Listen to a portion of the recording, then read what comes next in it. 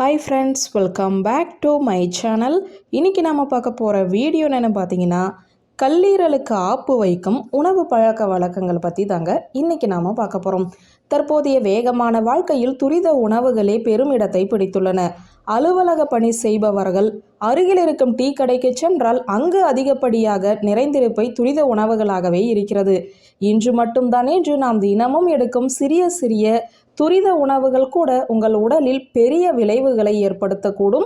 வீட்டில் சமைப்பதை விட கொஞ்சம் காரமாகவும் சுவையாகவும் சாப்பிட வேண்டும் என்ற விருப்பம் நம் எல்லோருக்குமே இருக்கும்.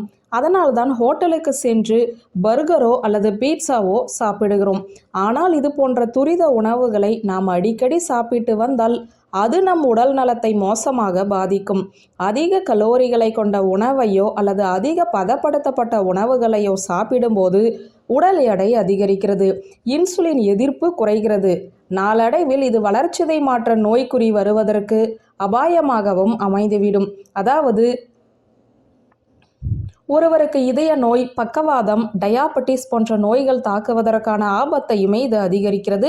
இந்த வளர்சிதை மாற்ற நோய்க்குறி உடல் பருமனாக இருப்பவர்களுக்கு உயர் இரத்த அழுத்தம், அதிக ட்ரைக்ளிசரைடு, நல்ல கொழுப்பின் அளவு குறைவாக இருப்பது மற்றும் இன்சுலின் ரெசிஸ்டன்ஸ் போன்றவை அறிகுறிகளாக இருக்கும்.